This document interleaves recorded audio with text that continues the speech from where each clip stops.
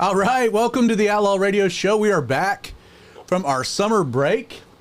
While we've been gone for the last few weeks, we've been rolling out a series of special episodes, our interviews series. We'll be continuing that moving forward, but we released an interview with Pope Creighton, his story, his following of Jesus, and Spice Daddy. Did a two-parter because he talks a lot with Vinny. And so I hope you guys enjoyed all of that. We are glad to be back. We are excited for the next run of episodes, starting with tonight. And we're going to be talking about something I think very fun. What is a graven image? How does this tie in with the TV show, the popular TV show, The Chosen? Is the depiction of Jesus, does that violate that particular statute, that law, make no graven image? So we're going to have a lot of fun tonight. Also going to have a Spice Daddy Digs, an archaeological update. But before we get to any of that, let's start by introducing the crew. Vinny's not with us tonight. His daughter's having a birthday. We miss Vinny. He'll be back next week. But Pope C, how you doing, man? How's the break? I'm doing good. It was a great break. I love having a Wednesday off every now and then. Having 3 in a row is great. 4 in a row. It was 4 in a row. Welcome back, everyone. It's been just about a month. Just to remind you guys, Outlaw Radio is brought to you by Get Fed Today. You can find that at getfedtoday.com. It is a podcast where every week we upload 5 Bible studies from 5 different pastors teaching 5 different studies. It is a wide range. I think right now we have 650. What? We have a lot. We've been doing it for a while now, almost 2 years, I think. Do you know know that tonight is the 303rd episode of the Outlaw Radio Show? I did not. Yeah, somebody had asked for a particular episode. I was inquiring, hey, I want to find this interview with Alan Rigg. And had dropped a note in our Facebook page. And I apologize. Hey, we've been out of town. But I had to go back into the archive because it was way deep. And it was September 4th, 2017 was the first Outlaw Radio Show episode on natural disasters. So we've been doing this for a while, and so Get Fed Today is a proud partner, also part of our ministry, for full disclosure. But you said 600 and some odd Bible studies. What is this? Explain it. So the way it works is we post 5 Bible studies. They all go up on Monday. So you have a new Bible study every day of your work. From a different guy. We have I think we have a staple of maybe 15, 20 that we rotate through. No, maybe it's 20, 25. Maybe it's more than that, yeah. Yeah, that rotate through. So if you are new to Get Fed Today, if you're new to studying the Bible, you can just go to our podcast. Again, it's getfedtoday.com. We're on Apple, Google, Spotify. And if you just want to scroll and click one, you can play podcast roulette with that. You can play podcast roulette. You can sort by a guy that you like yourself, because we have 20 of your Bible studies or something up there. A bunch of people like David Guzik, Gail Irwin, Sandy. So instead of subscribing to 30 different podcasts, because that's one of the challenges when you're getting into studying the Bible, you're learning kind of what you like, what you don't like, and personalities mesh better with, Exactly. Certain people like certain people's teaching better. And that's the beauty of Christ. The body of Christ is different.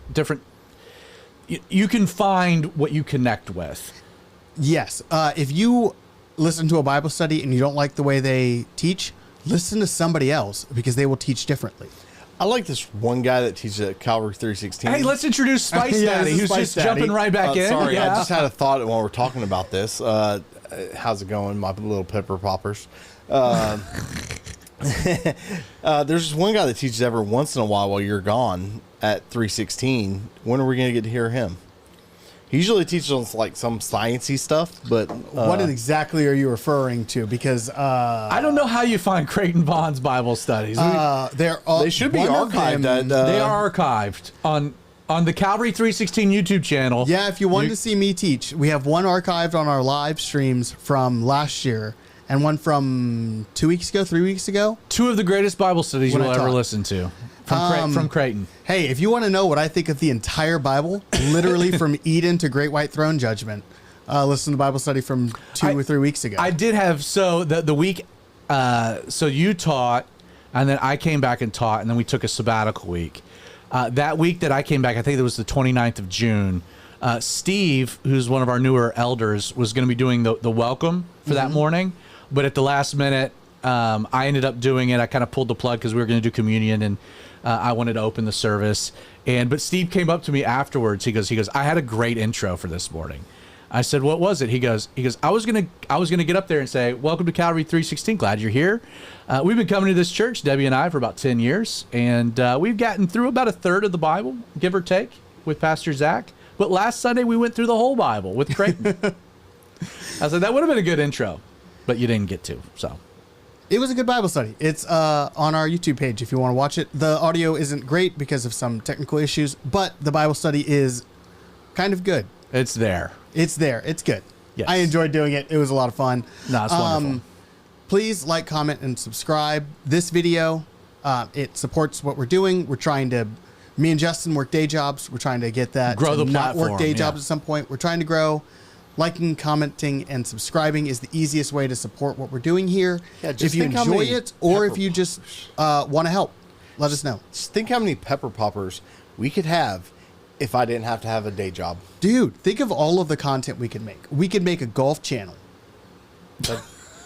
You know what I would do with that? I would. That's one way to sell it, Creighton. Hey, it's the hard sell is pay us so that we can play golf and tell you about God at the same time. I would take sips of hot sauce right before I hit the ball. Just I think to it'd see be what great. happened. I think All right, this show's already off the rails. Let's pivot. The reason why we do encourage you to like and subscribe and whatnot is that the way the algorithm works with YouTube and with Google and with searchability is that if you liked tonight's episode or if you like one of the previous episodes, more than likely other people will like it as well. But the only way other people will find it or see it, because you are already in the know, is for that video to the algorithm to move it up in search functionality or the way it basically propagates on people's pages. So the more that people comment, like, subscribe, just it elevates within the algorithm on YouTube. It tells YouTube, hey, people like this, therefore more people will like this. And so we'll promote it on its own we don't pay any money for any of this. We don't pay money for our channel. This is all a ministry of Calvary 316, and we do it because we love Jesus, and we have a blast doing it.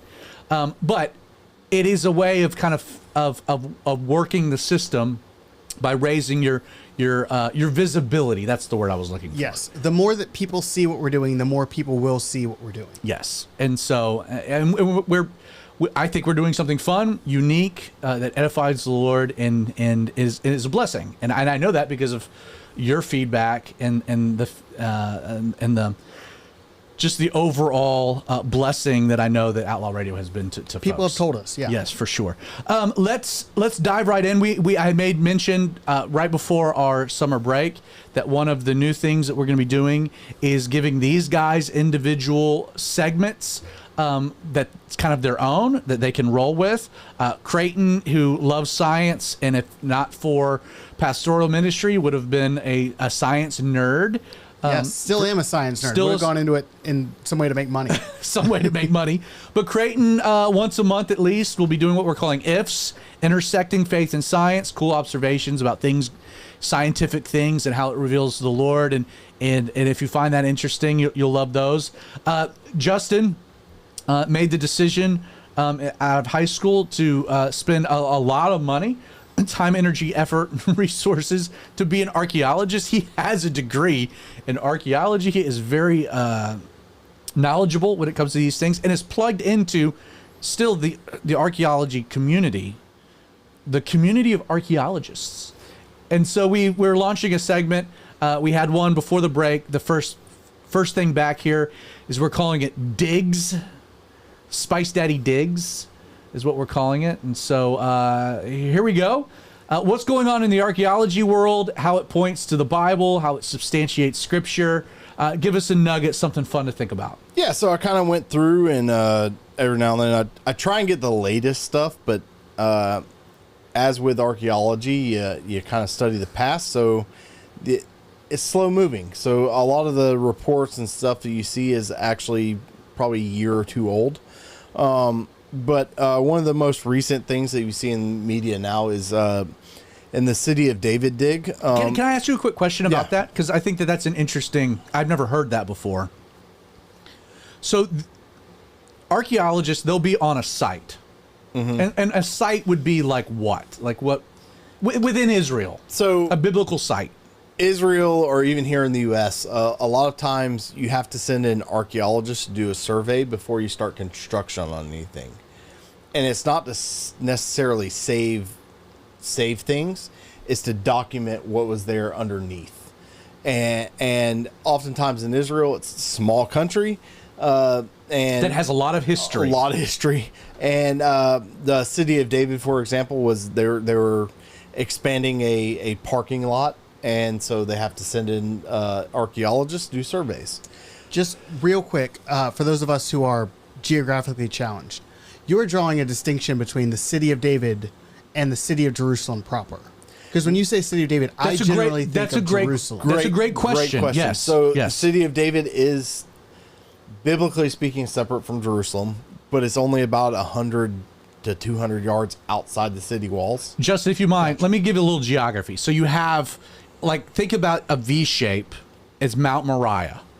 Okay. And on one side, you have the Kidron Valley, and that separates Mount Moriah from the mountain next to it, which is the Mount of Olives.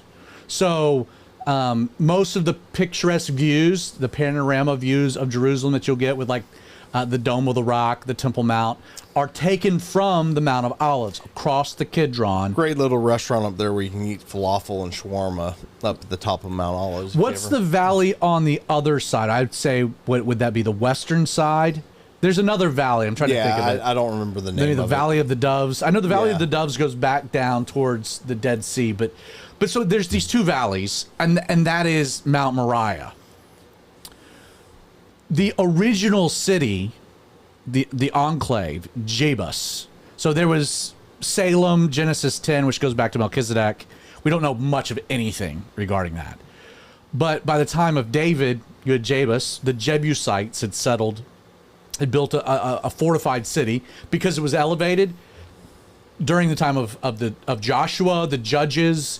Nobody had conquered it. So the Jebusites, who are not Jewish, had their own place, their own water source. They had their own city, and nobody could mess with it.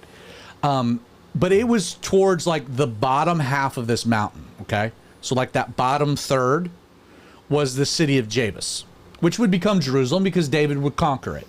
That then becomes the old city of David. Now, David's heart was to build a temple. Now, Solomon wouldn't have seen... So not to interrupt, Yeah. but I think a lot of times when people think about cities and towns in ancient times, they're not talking about massive sprawling cities.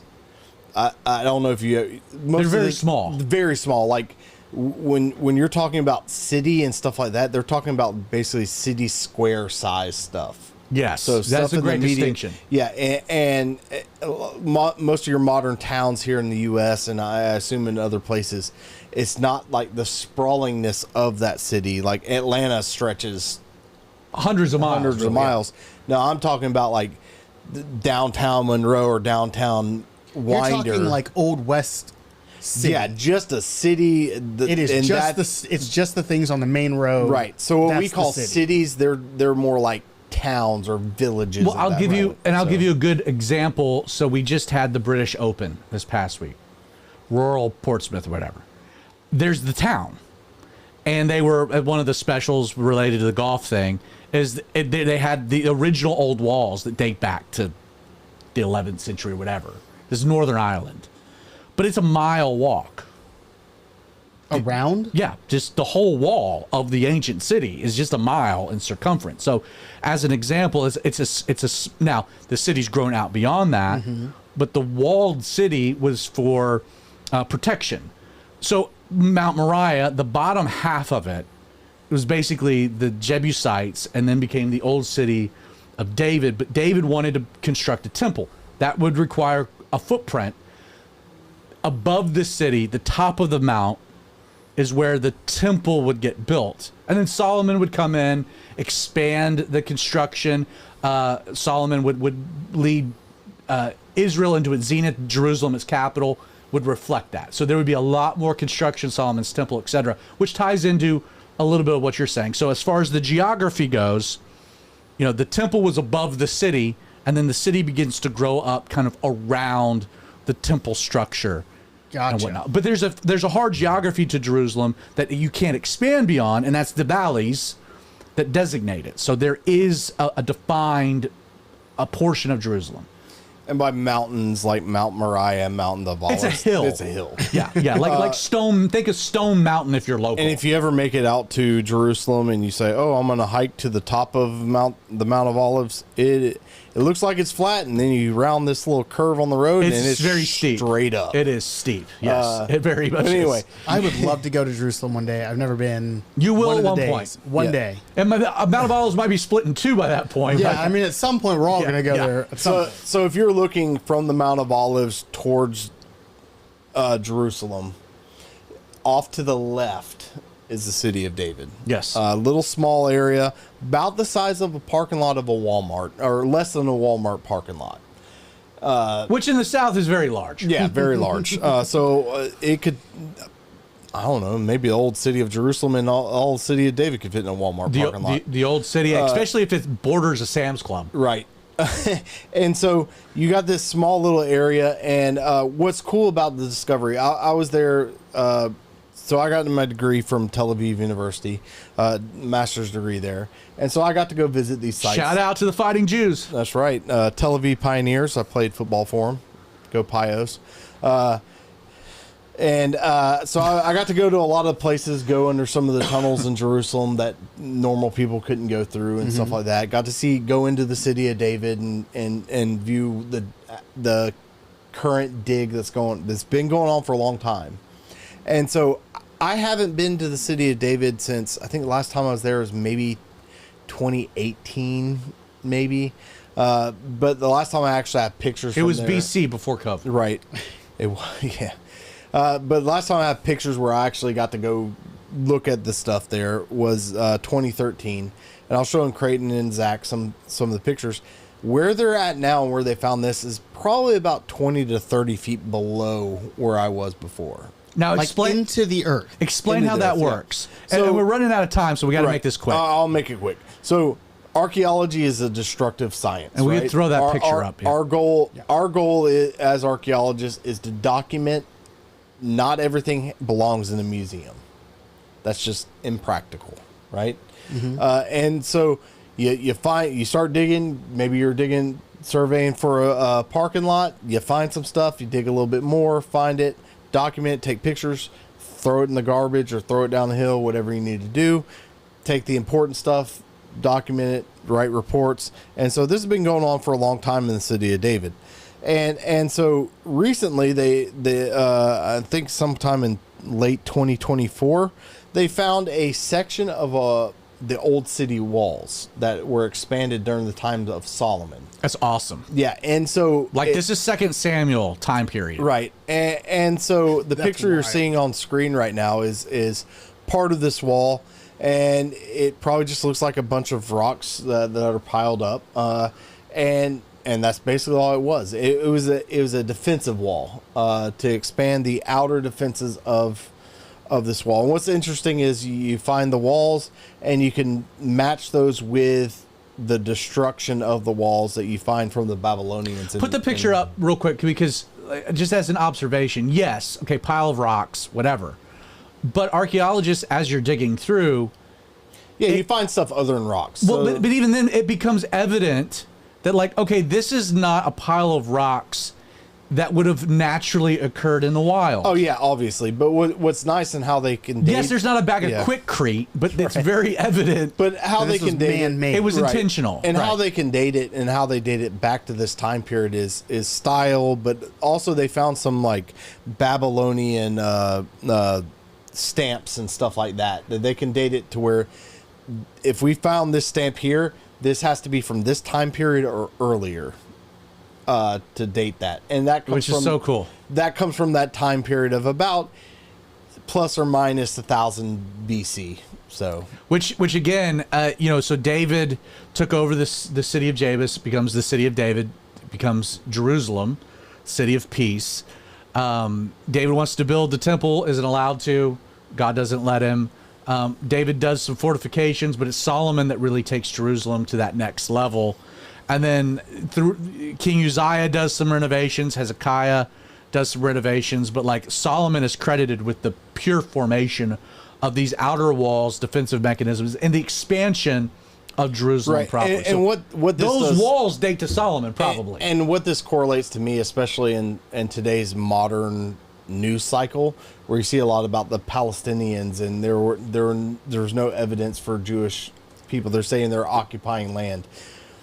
There's obvious evidence that matches with biblical accounts, right? That you see over and over and over and over again, and if you dispute that, you're just delusional. And coming from that argument is asinine to me.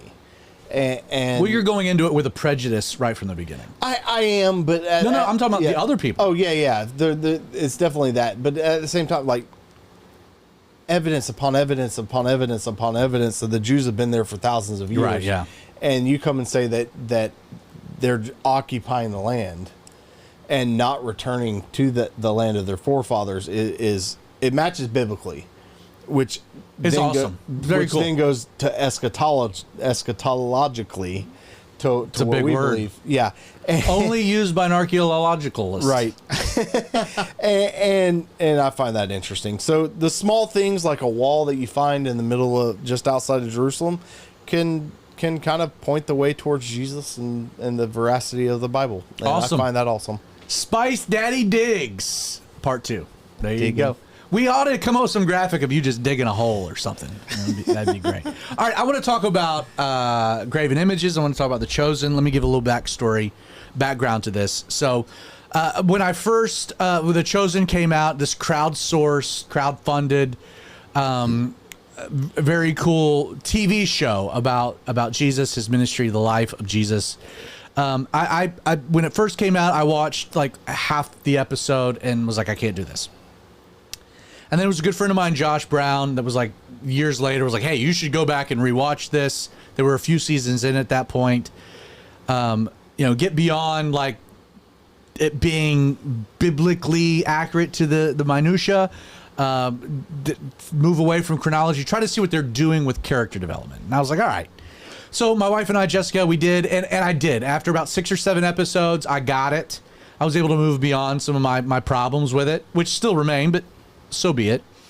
And I love the character development. I love the presentation of Jesus. I love the development of the other apostles. I think it gives some great insight. And by then, it's also wonderful to watch with kids. I've got a 13-year-old, a 10-year-old, a 6-year-old, and completely age appropriate for them. And as a family, we'll get done watching an episode. We'll talk about it. We'll talk about what was biblical and what wasn't, which is wonderful. It just gives a great opportunity to talk about the Lord. It's funny, Creighton. Theodore made the comment the other night. He said, well, Jesus knows everything. And Mabel goes, no, he doesn't. And she was sitting next to me, so I paused the show. I go, what do you mean, Mabel? She goes, he doesn't know everything. I said, well, like what? She goes, Jesus just said in the episode that no man knows the day or the hour but the Father. And I was like, my 6-year-old just dropped the mic. It's like, wonderful, honey. That's fantastic. You're absolutely right. Like, you're paying attention and listening. So I yes, there are things that you can criticize, but by and large, we really enjoy the show. And I'm loving season 5. The latest season has just come out. Came out the very beginning of July, and so we kind of, with the summer schedule, we waited until we had all kind of gotten home and settled in, and so we've been watching a few of them each night, and we're almost done. It's the whole season 5 deals with the week of Passion. So it begins with the triumphal entry, and as best as I can tell, it'll end with the disciples going to Gethsemane. Like, it won't get into that night, the crucifixion. They're actually filming that right now, the 6th season. What's cool also is that every episode of this season that we've seen thus far opens with a scene from the Last Supper, like a different component, and then it'll go back to the story. It's great. That's really cool. It's really creatively very well done. But the reason I bring this up is that, like, and this is a thought I've had. I've even mentioned it on the show in the past. The idea of, like, okay, the guy that plays Jesus, which we'll get to, like, you begin to think of him like Jesus. And there was a documentary. It was called Jonathan, or like Becoming Jesus. It was about him, the actor. He's Catholic. He's Roman Catholic. The first episode was really interesting. The rest are garbage. I didn't watch the rest of them. But the first was like the heaviness, the weight of like being Jesus, and like knowing that as a result, like the dude has met the new Pope. Why? Because he plays Jesus, and most of the world recognizes him as Jesus. And like even taking the role, he like had to really think that through of like, do I really want to do that? Do I want, if it's successful, to be known, like my face being the face of Jesus? And like that got me thinking a lot about like the idea of idolatry, the Graven Image Clause, Muslims and Jews, and we're going to kind of like lean into this. We're going to have some fun tonight. We're going to talk about a bunch of things. Not the first depiction of Jesus. I got interested, did a deep dive. I want to go through kind of like how so we don't have depictions of Jesus. I will say most controversially, the earliest of depictions of Jesus, and I don't have a picture to include it, would be the Shroud of Turin. I didn't include that because there's a lot of controversy. We actually have some episodes in the past that we've dealt with that. I've left that out.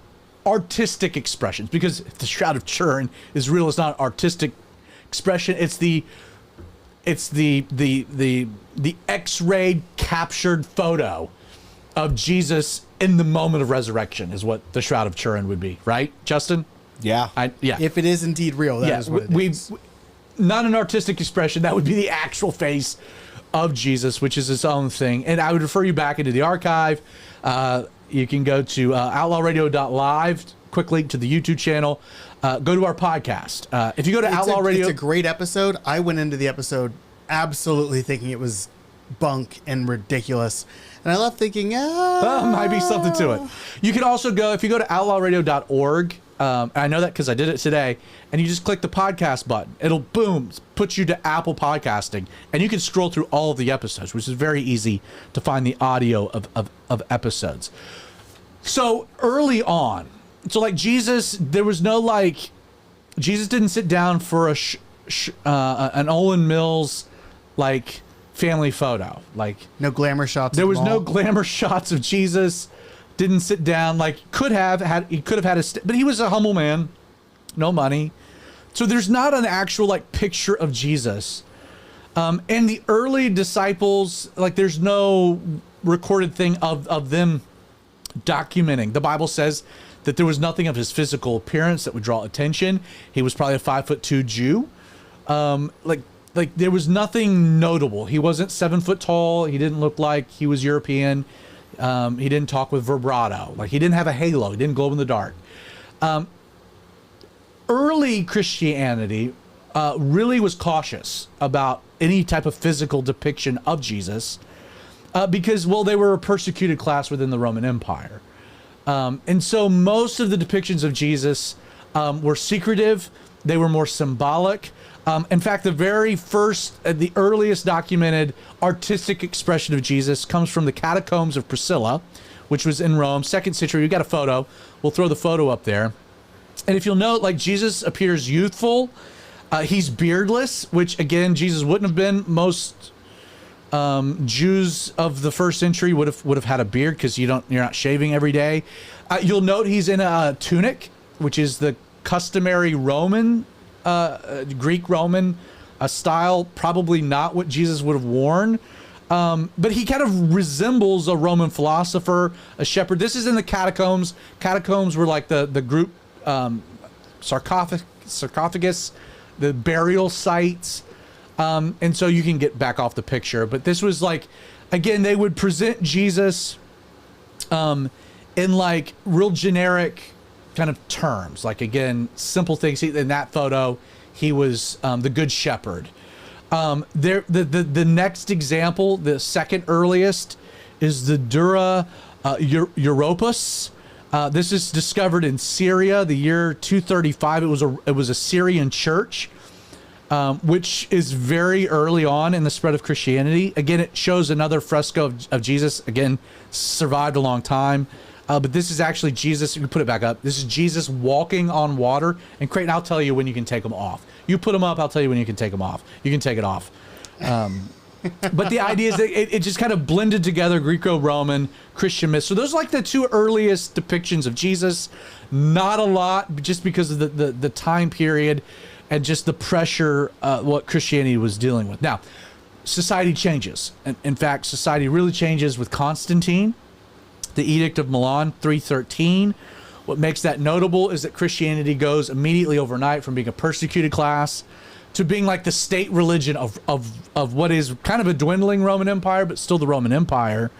And what happens is that, again, Christianity moves from the shadows to mainstream. Art, especially Christian art, becomes public, monumental. The church sought to define Jesus' divinity, his human natures. By the 4th century, you get to depictions of Jesus having a beard. He has long hair. He has a halo that's, again, signifying divinity, representing Jupiter, philosophers. A common picture that you'll find throughout this period of history is the Christ protocantor. I got it out eventually. But you'll see this image. It's Christ Almighty is how it gets translated. It becomes a very notable depiction of Jesus. It becomes the common presentation of what Jesus looked like for several hundred years. This is featured prominently in St. Catherine's Monastery in Istanbul, 537 roughly AD. You'll also find an image of it in the ceiling of the Church of the Holy Sepulchre, which is in Jerusalem. Comes later, but still a common depiction of Jesus. So like we've had depictions, you can take it off now. We've had depictions of Jesus, not so much early on, but then once the church and the state kind of merge, very notable presentation of Jesus, depictions of Jesus. Again, you can go a much deeper dive into this if you'd like. That's not my intention here. This is not all the artistic expressions, but like you do get to like the Renaissance period. And a lot of things are happening in the Renaissance, 14th, 15th, 16th, 17th centuries. Humanism, the rediscovering of the human expression, human art. A lot of things are happening.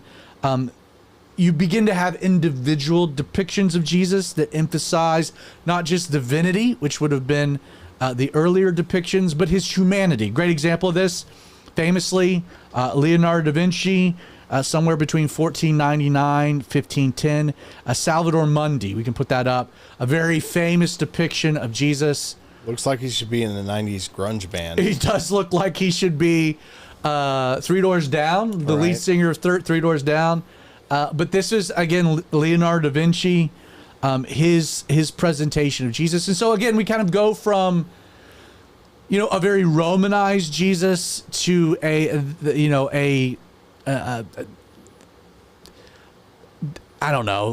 more Roman / kind of like really emphasizing the divinity. You get to Leonardo and this image, it's more of the humanity of Jesus. You can take that off, Creighton. Another example, same time period, would be Rembrandt, the Head of Christ. This would be in 1648. I would say the Head of Christ, probably closer. Justin and I were talking about it before the show. Definitely more Middle Eastern, I think. Middle Eastern, nothing fancy about it. Nothing. He looks like a normal dude. Humanity. There's the human expression of Jesus. Now, from the Renaissance period, I mean, Michelangelo had his presentations. There's a lot of different things you can get into and present. There's even expressionists that you could point to, the Yellow Christ, other things that I'm leaving out for the sake of time. Interesting, quick question. The most reproduced painting of Jesus in history. It's not Salvator Mundi. It's not any of the other ones that we've noticed. In 1940, Warren Salmon, who was a random painter from Chicago, He had an earlier black and white charcoal print, but ends up in painting. Here is the most produced picture of Jesus in history. Obi-Wan Kenobi. Obi-Wan Kenobi, not Obi-Wan He really Kenobi. does look like Obi-Wan. But this is the most reproduced print of Jesus in history. It's been reprinted over 500 million times. Again, you could probably go to backwards churches today and go into the children's ministry, and there'll be that picture hanging on a wall. I think when you showed that first one before the show started, I was like, that doesn't even look Jewish. And then you had the whole story behind that. So Warren Salman, and you can put the picture back up for context. He was half Finnish and half Swedish. Hence that presentation of Jesus, the hippie. But this is 1940. So that is the most reproduced, you can take it back off, picture of Jesus, which has a significant influence because moving forward, when you get to the 20th century, whatnot, like cinema becomes a big thing, painting not so much, which kind of leads to like I was interested in the presentation of Christ, of Jesus in cinema. The very first portrayal of Jesus cinematically. Crazy, but it was in 1897. It was a French silent film. It lasted 5 minutes, and it was called La Passion de Christ, The Passion of the Christ. Again, it was 5 minutes in length, silent film. There were other silent films of the period. The Hertz Passion Play, 1897. The Life and Passion of Jesus Christ, 1902, 1907. These even when they got to sound, they minimized narratives. They relied on the audience knowing the story of Jesus. But they always presented Jesus very reverently and respectfully, very kind of symbolically. Which leads us to like the next real significant depiction of Jesus, which is in 1912. And that is a movie that was called From the Manger to the Cross. That was directed by Sidney Alcott. Jesus in this movie probably most famously gets portrayed by a guy by the name of Robert Henderson Bland. Now, we'll put up a picture of Robert Henderson because you'll notice, kind of in line with films of the time, he's depicted in kind of like traditional Western features. Long hair, beard, also light-skinned. What year was this from? This is 1912. Dude, that looks like it's straight up Calvary Chapel, Maranatha music, hippie. Hippie Jesus. Yeah, hippie Jesus. For sure. But what's interesting, put the photo back up, is you'll note that it does mirror the more medieval kind of Renaissance period depictions of Jesus. There's, you can take the picture off. There was Loose. The Robe was another film in the 30s, 40s. There was Ben-Hur had like a scene of Jesus in it. Again, other stories, but had presentations of Jesus. I've never seen Ben-Hur. Is it worth the watch? It is worth the watch. It is a top 5 film of all time. Really? Yeah, it is. And the new one that came out, don't watch the new one. Who that was cares? actually pretty I didn't good. know there was a new. No, watch the Charleston Heston. The Charleston Heston one was good. Do the And then iconic. Don't All right. mess with the new crap. It'll the new go on one my was list. actually pretty good. It doesn't matter. You can watch it. Don't care. It'll go on my list. Ben-Hur, Charleston Heston. It's like Moses. Don't watch the new one. Watch the Charleston Heston I haven't version. seen the old Moses either. As the resident expert on pop culture, apparently. Are you that? I'm 90 years old. What do you mean the resident expert on pop culture? The new I'm one the young is one in the the room. new one is pretty good. All right. Yeah, but you don't have your own show called Pepper Poppers. That's true. Solid. All right, 1961. You have King of Kings. All right, so we've got like the which is so 60s. 61. I was going to say that looks 61. very rock and roll. So it's directed by Nicholas Ray, but what's noteworthy is Jesus gets portrayed by a guy named Jeffrey Hunter. So we'll put a picture of Jeffrey Hunter up, and you'll notice as we put the picture up that blonde has blonde hair, doesn't he? Yes, like the new twist in the presentation of Jesus is he's youthful, he's approachable. They also, and King of Kings, emphasize teachings and miracles. This movie, King of Kings, and you can take it off, it gets criticized because it was too, quote, Hollywoodized. You put Jesus back up, you can see it. Like, He looks like a Jeffrey Hunter. he does look like a Jeffrey Hunter. Yes, he looks like he joined Charles Manson's cult. He looks sure. like he's the Brad Pitt of the 60s. He has that vibe. He does. Yeah. But that's the presentation, a very iconic presentation of Jesus. Now, again, I should note, like, you've got Jesus Christ Superstar, you've got a Scorsese movie, you've got William Dafoe playing Jesus, you have Christian Bale at one point playing. You have a lot of examples of random people playing Jesus. I'm going with the iconic ones. So you get to 1965. The Greatest Story Ever Told, directed by George Stevens. It features Max von Sydow. So he's a German actor, but Max von Sydow plays Jesus, and he is an iconic presentation of Jesus. If you research, you'll find a lot of pictures of Jesus presented. But he's different because there was a contrast. Like, he actually kind of leans back into the head of Christ, Salvador, Mahdi, the 1940s president. He's divine. He's light-skinned, soft eyes, but he's very mundane. Like, this is where you get, like, the real pacifist Jesus. Like, you really get into, like, Jesus, a man of peace and not of violence. You go from hippie Jesus to wussy Jesus. Which gets even worse in 1977. Jesus Oh, of boy. Nazareth, right?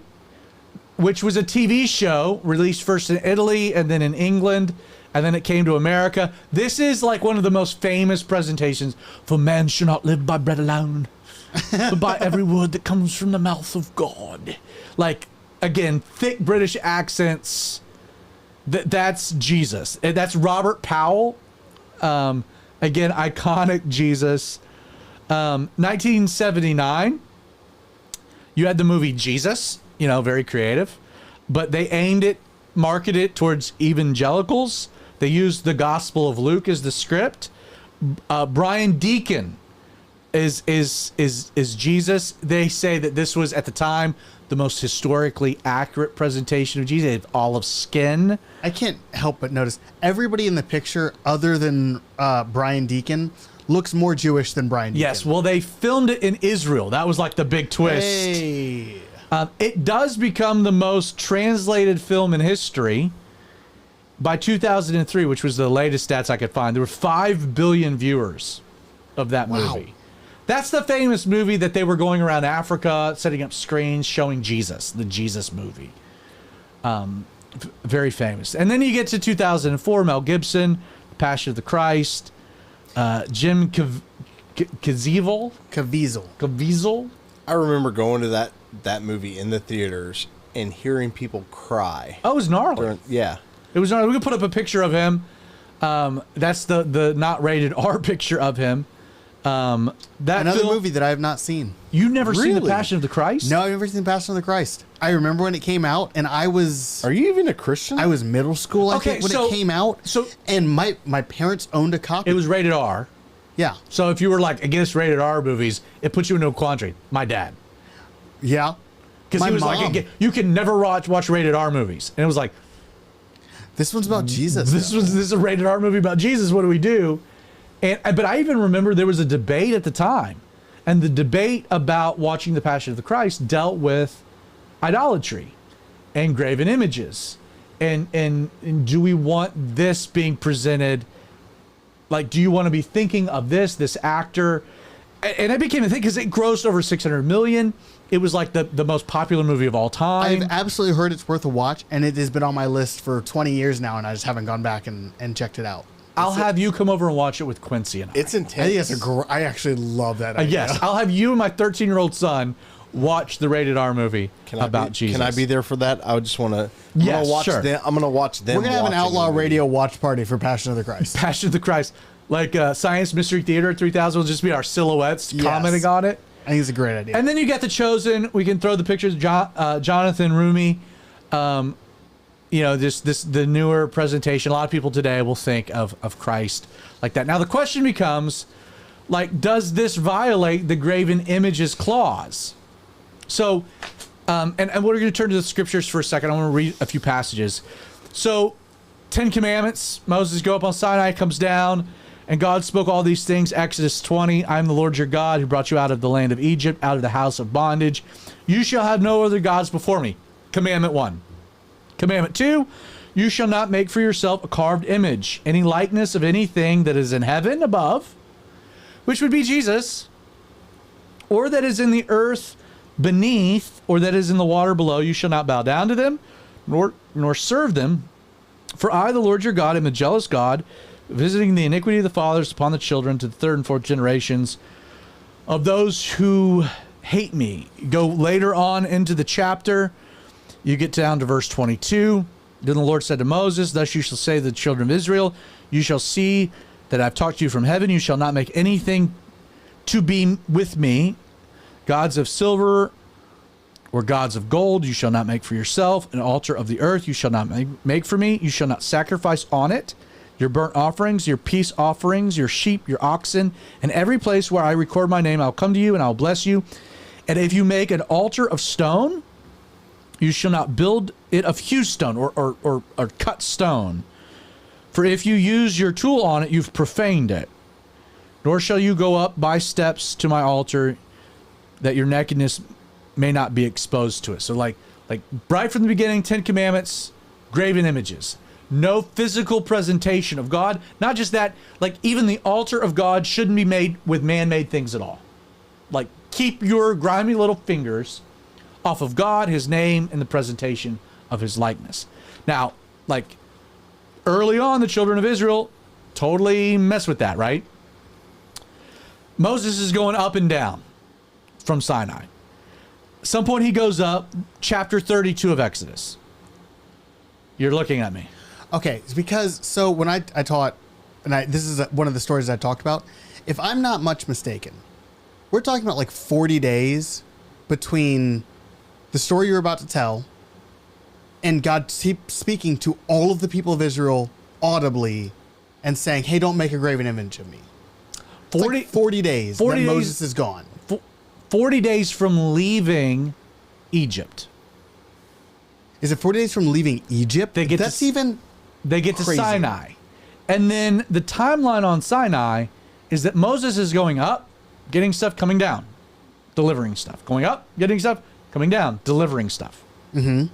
Like if you read through these chapters, that's kind of the flow of it. But the reason that he's going up is because God spoke the 10 Commandments to the people all at once from the cloud, and it freaked them out. Technically, when God descended from the cloud and was like, don't touch the mountain or you'll die, that freaked them out. Right. And instead of like dealing with the people are like, we don't want anything to do with this. And Moses is like, okay, I'll go up and down.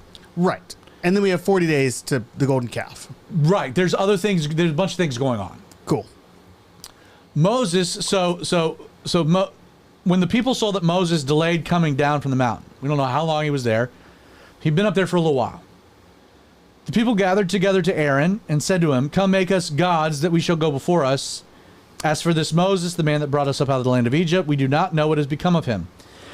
And Aaron said to them, and Aaron's the brother of Moses, by the way, for context. He says, break off the gold earrings, which are in your ears, your wives, your sons, bring me some stuff. Receive the gold, fashioned it with an engraving tool, made a molten calf. They said, this is your God, O Israel, that brought you out of the land of Egypt. So Aaron saw it. He built an altar. And Aaron made a proclamation and said, tomorrow is the feast of the Lord. This thing, representing God. And they rose early the next day, offered burnt offerings, brought peace offerings, this, that, and the other. The Lord said to Moses, go get down, exclamation point. And then he says, for your people, God wants nothing to do with them, whom you have brought out of the land of Egypt, whom you have brought, God did, have corrupted themselves. They have turned aside quickly, etc., etc. And God threatens to annihilate them. Oh, yeah. And Moses intervenes. There's a whole thing. Moses comes down. For the sake of time, I have to speed it up. Throws down 2 stone tablets. And then grinds up this statue into powder, makes them drink it. And then like line in the sand, you're either with God or you're not. The people that were not, they killed. And then God like goes back, Moses goes back to God's like, yeah, dealt with that. Let's try to move on. But like my point is like, don't have any graven image. It was like very clearly articulated in the top 10 of them, right?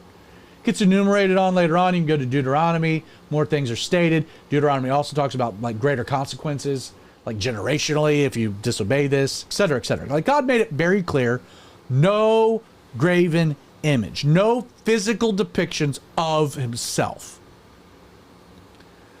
Which then becomes very interesting because like historically the church hasn't carried that forth in its literal sense regarding Jesus, of which Jesus was, I guess, in some ways, some violation of that because he was the physical depiction of God. He was God. And Jesus never actually then said, don't have any images of me. There was no exact prohibition. Jesus actually never spoke of graven images. He did speak of idolatry quite a bit, which is worth noting. It should be pointed out that regarding the Jews took this whole dynamic very literally, even today.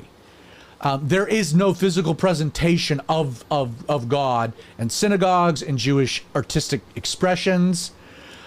They took the not just the physical depictions of God to be so reverent, but like you couldn't utter the name of God, nor could you write the name of God because you could accidentally read it and pronounce it, which is why you have only the initials of God written in the scriptures.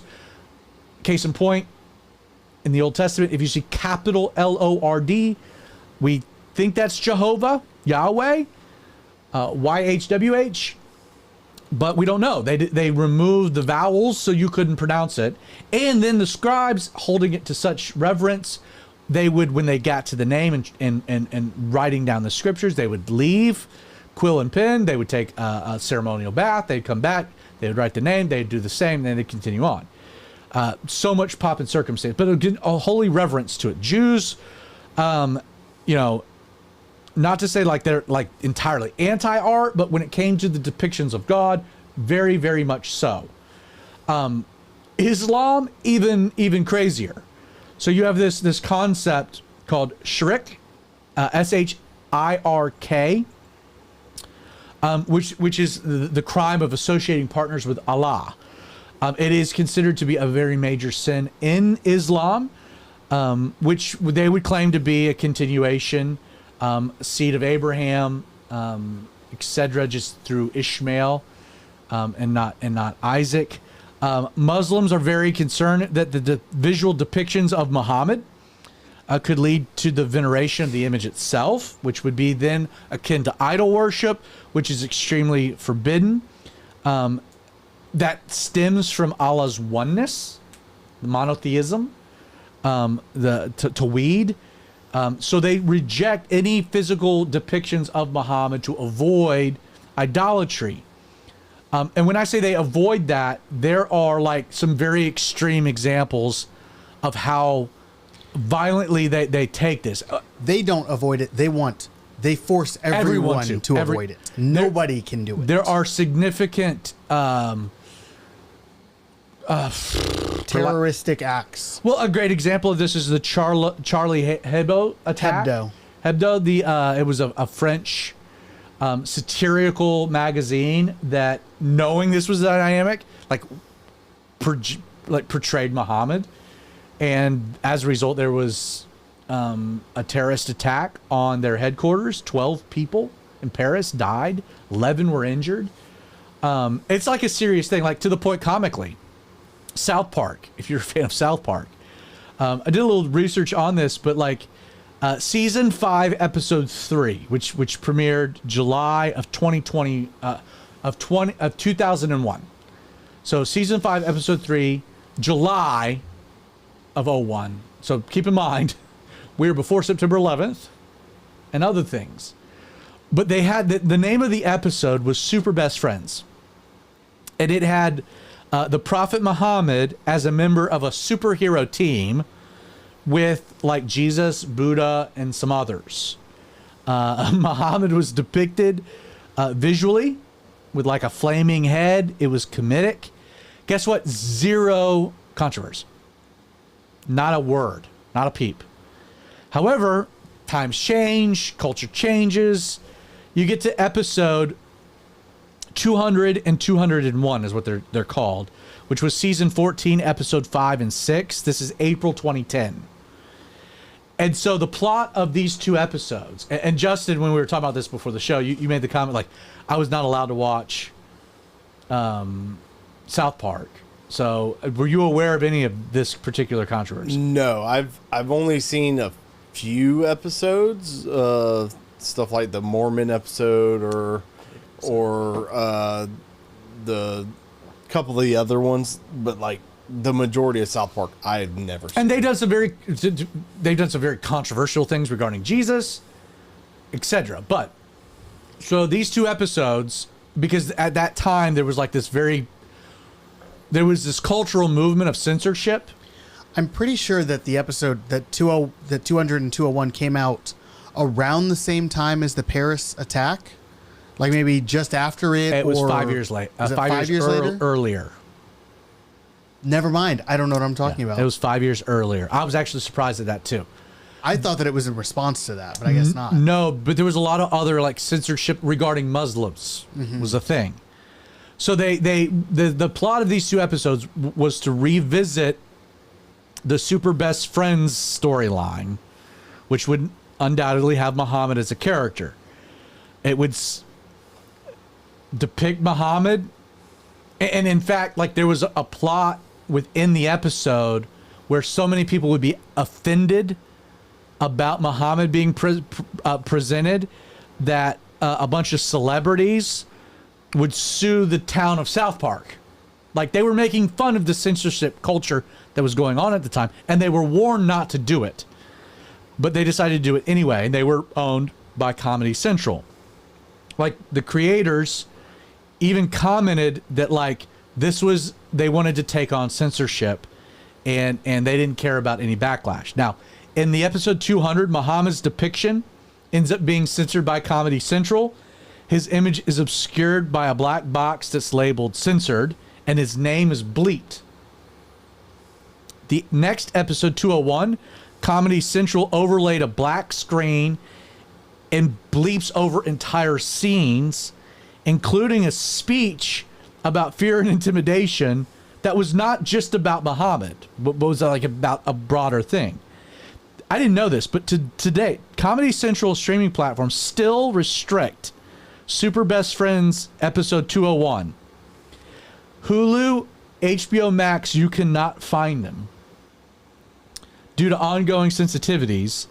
As of July 23rd, 2025, today, the episode remains censored and restricted on official platforms, reflecting ongoing caution by the networks, which is bonkers. But my point is that the Muslims take this graven image thing very seriously, where it's like, you're going to depict Muhammad, we're going to whack you. Hence, you've never seen movies that depict Muhammad. But like Christians are like, yeah, cool. Like going back from the beginning, like depictions of Jesus, we don't take that seriously in its context, to the point that like we don't even get all that upset when someone takes Jesus Christ's name in vain on network television, which to me is an absolute offense. Family Guy, South Park, you can name the show that has done an episode where they have a Jesus figure that is the punchline. Oh, for sure. Like not just depicting our God, but making our God, mocking our God, or taking his name in vain. A great deal. So I want to start by saying, before I get into The Chosen in particular, I think we should, as a Christian community, be more outraged and vocal about our Lord and Savior Jesus Christ, the King of Kings, the Lord of Lords, the Savior of the world, his name being taken in vain by pagan idolaters. We should, I'm not saying jihad or violence, but we should be vocal about no.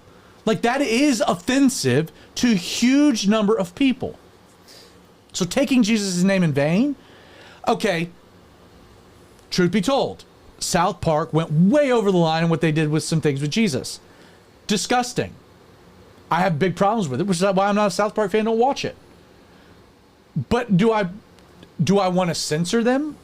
No, not at all.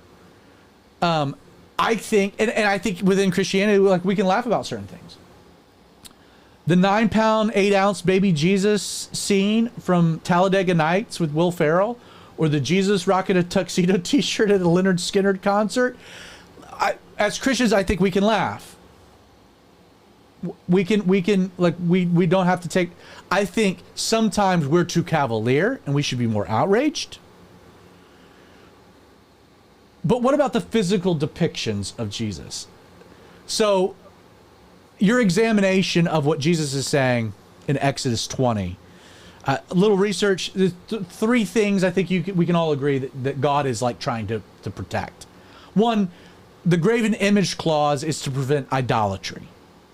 Graven images are often physical representation of deities. And they were very common in the surrounding pagan cultures. And just from an archaeological standpoint, Canaanites, Egyptians, Philistines, Temple of Dagon, there were physical depictions. Cultures around them, they worshipped idols. And they viewed the idols as intermediaries between God, which is what was happening with the golden calf.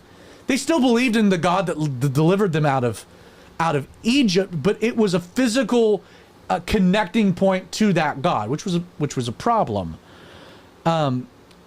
The prohibition of graven images ensured that Israelites wouldn't equate him with physical objects, fall into the worship of idols, diluting his sovereignty. Also resisted the temptation to blend the worship of Yahweh with pagan practices. So, like, there's a component to this is like to prevent idolatry, right? We all understand that basic idea. Yeah. Two, it's like a spiritual focus thing. Like, God wanted the Israelites, and I think that the same is true for us, to focus not on a physical thing, but his word, his character. Like, instead of a physical object, there's a spiritual focus that we're to have beyond what we can feel, touch, sense, smell, to greater ideas. Like, that the images, objects, icons could distract from true worship, fostering superstition over ritualism, as opposed to a living relationship with God based on faith, not sight. That I think is important for what we'll get to in a moment. And then thirdly, I think there was a cultural distinctive element to it. By forbidding images, God was very much setting Israel apart from the other nations. This unique identity was defined by faith in an unseen God versus a tangible idol. It helped preserve their spiritual purity and mission, reflecting God's glory. And we know that this is important because of the severity of the consequence. God wanted to wipe out the children of Israel right at the beginning. And then, like Deuteronomy chapter 4, we get further punishments for idolatry. Like, God wants, there's a big thing about idolatries. Now, what are the arguments here for or against, like, physical presentations? Or let's just say, like, the arguments that artistic depictions of Jesus could violate this commandment. That makes sense? Yeah. So I grokked it, was curious, and had to do a little editing to streamline it. So here are the 4 arguments that artistic depictions of Jesus could violate the Graven Image Clause. And Creighton, I think maybe initially this might resonate with you. So we're dealing with the chosen. Is this a good thing or a bad thing? Like, should we have these things or not? And I float across that line. I'm with you. Yeah. I'm with you. You Anabaptist, Baptist, mainline, Quakers, Mainline Mennonites. Protestants, Yes, is that yes. what we'd call them? So why should we avoid this? Well, risk of idolatry. Even if it's not intended, images of Jesus might lead some to venerate artwork instead of God himself, blurring the lines between reverence and idolatry. Misrepresenting Jesus. No one knows what he looks like. So depictions are speculative and risk creating a false image of Jesus, reducing his divine nature to a human construct. And I actually agree with that to an extent, because it's like, I think so much of people visualize Jesus as this because of these artistic expressions, that Jesus is like a wussy Fabio who is walking around like an Anglo with a British accent, preaching peace and pacifism, and is too above it to get dirty, which is not Jesus at all, right? And that runs the risk of this. Literally, the whole point of Jesus is that he came down to get dirty. Right. Like that was the whole. It's the point of the incarnation. That's what incarnation means. The other argument is it's just unnecessary for worship. John 4, God is spirit. A spirit, he doesn't need physical presentation for true worship. Jesus' emphasis on spiritual worship over external forms supports the view, suggesting images are not necessary and can be distracting. And then there's the historical precedent. Exodus 32 is an example, God's disapproval of him being physically represented. Here are the arguments that artistic depictions don't violate. Who would make these arguments? Roman Catholics, Greek Orthodox, certain mainline Protestant denominations, Lutherans, etc. The incarnation changes the context, so this is like removing the historical precedent. Jesus took on human form, so what was spirit took on flesh. Unlike the invisible God of the Old Testament, Jesus was a historical person who could be seen and touched, 1 John 1. Depicting his human form is seen as affirming the reality of the incarnation and not creating a false God. So it's the humanizing of him. 2, icons can aid worship. In traditions like Eastern Orthodoxy or Roman Catholicism, icons of Jesus are not worshipped but venerated as windows into heaven, which direct attention to Jesus himself. In fact, the Second Council of Nicaea, 787 AD, affirmed the use of icons, distinguishing veneration, honor from worship, reverence. You could say that it's a teaching tool. Artistic depictions have historically been used to teach an illiterate population stories about Jesus, convey biblical truths. Stained glass in churches is a great example of this, teaching about his life, his ministry, fostering devotion. And then ultimately that the intent matters. The commandment prohibits images made for idolatrous purposes. But if the image of Jesus creates and inspire faith, point to his divinity, aid his teaching, is it that idolatrous? Which is an interesting thing. Like again, where I land is I think we are not Muslims and we're not Jews. And the Graven Image Clause, I think, is very much about the worship of God. And I think it is very much about the heart. This is where I would agree that it does boil down to intent. Am I worshiping Jesus in my mind as Jonathan, the chosen character? No. If I am, there's a problem. If I'm hanging a picture of him and praying to it, I have a problem. But I would even go further. Like again, the Jesus is my homeboy T-shirt, which was famous. Mm-hmm. I didn't like it all. Because he's not my homeboy. He's my Lord and Savior. He died on the cross for me. Like that, he's my I think Lord. He is not my homeboy. I think that's a graven image, and not in the sense that we're gonna draw a line and kill the idolaters, but we're gonna say, hey, I think you have a misunderstanding of who Jesus is if you call him your homeboy, because he is very much not your homeboy. The only thing of those, in terms of the arguments for that I have an issue with, is the Eastern Orthodox icons, it's a window into heaven thing. For sure, 100%. Because holy crap, no, it's not. That's very much the... What in the world are you talking? And to me, that's the Graven Image Clause. Yes, that is... When Yes. you're talking about, I am praying to this because it is special in some way. That's the golden calf. That's the golden calf. I would also say that is the crucifix and the rosary. Oh, the rosary. Because, oh my gosh, are those definitely graven images, and are they weird? I agree with that. I think that's a really good example of what we're trying to parse here. I would also say, though, that you have within more Spanish-oriented Roman Catholicism, the candles. Well, not just even the candles, but you have the physical pictures of Jesus that get prayed to in homes, and candles and incense get lit to. This is where I think does the chosen violate graven images? Possibly. Okay, jump in here. I think you already said it's a heart issue, right? So all these images it's a very individualistic thing, right? Where it might not be a graven image to me, if Creighton's praying to that graven image, whether that be the chosen Jesus or a picture on his wall, and I just happen to have a picture of Jesus on my wall just to remind me, hey, you know, Jesus is the shepherd. You know, if I have a picture of the good shepherd on there, right? Picture of Jesus, it's a heart issue. If I'm not praying to it, and it's just a reminder, it's kind of like, I think we were talking about it. I think we were at Frank's house. We were talking about tattoos, right? Yeah. Same kind of thing, right?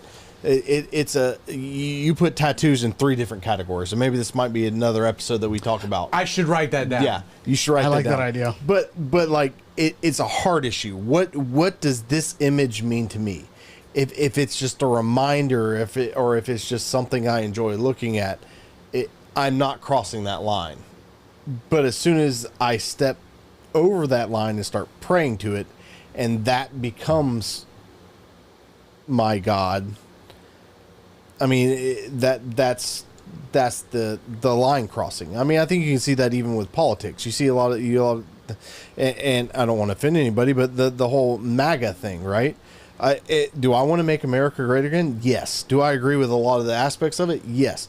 But are you venerating Trump? Am I venerating Trump? Am I venerating this thing?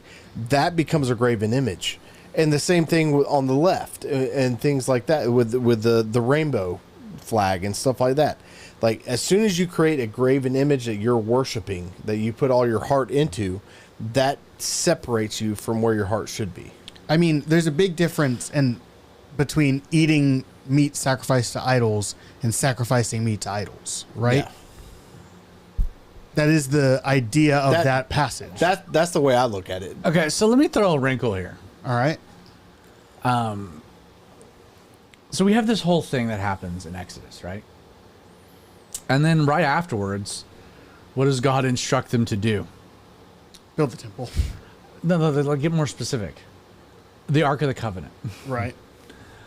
A physical box that represented the covenant.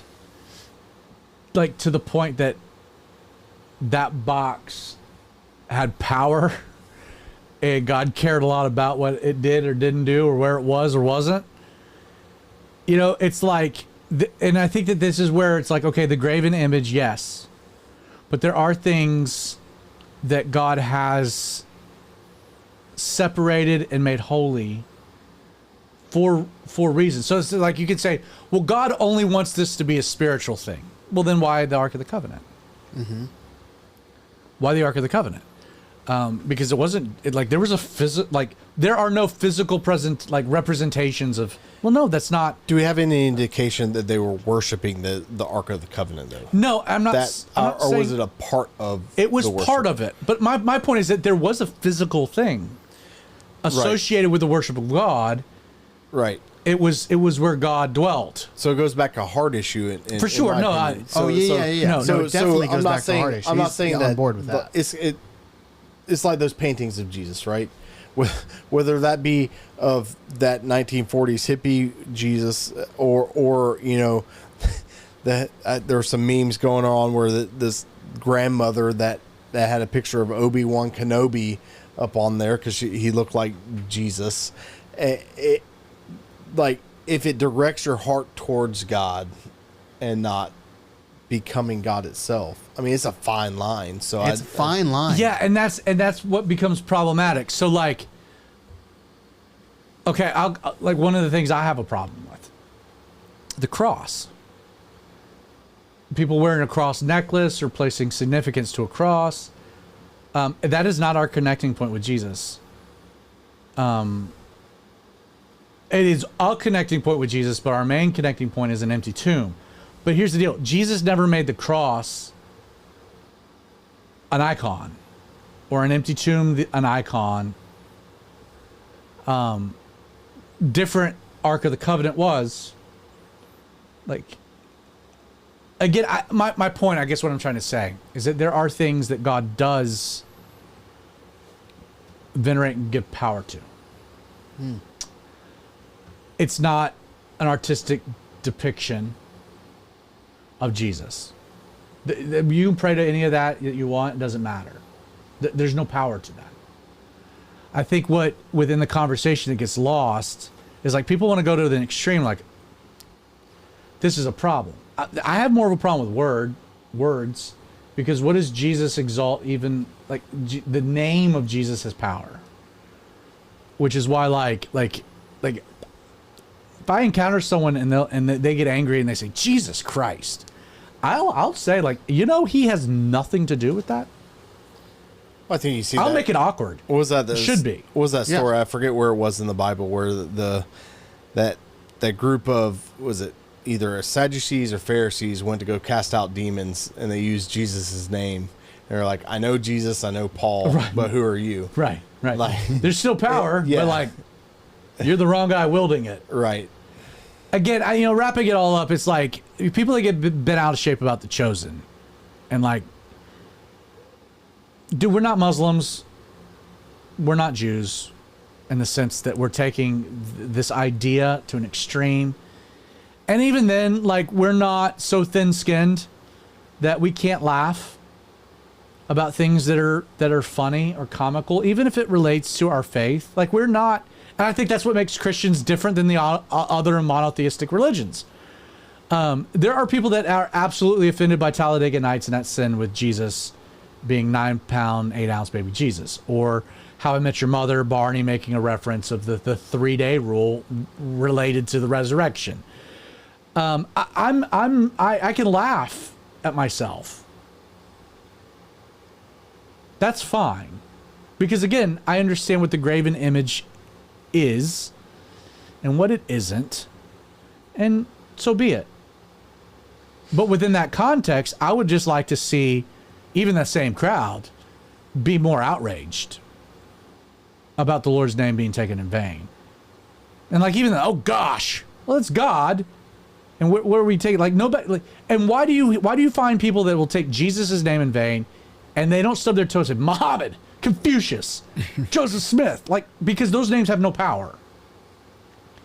They use Jesus' name because there's power there, even in that subtle way of release. But we should be offended.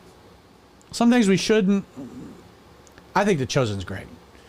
Do I think Jonathan Rumi is Jesus? No. I do appreciate the fact that he takes and carries that responsibility. Like, he did not go into that lightly. I think that there's some wisdom there. And I hope that, like, after he's done with The Chosen, carrying forth that idea that I don't see Jesus doing some weird things in other movies. Agreed. You know what I mean? Like, that's where you get into the situation where it's like there's a character in The Chosen. She plays Rima. There's a disciple of Jesus, and she gets killed off for, I think, a season and a half. She comes back in like flashback scenes in this latest season, but she left the show for a TV show, sitcom, where she plays a lesbian.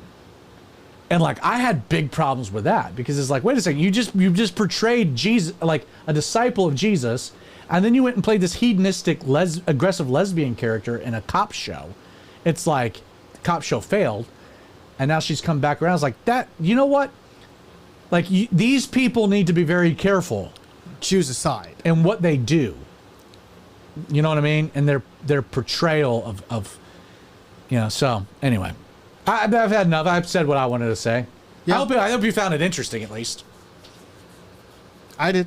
All right. All right, play us out. Welcome back. Right.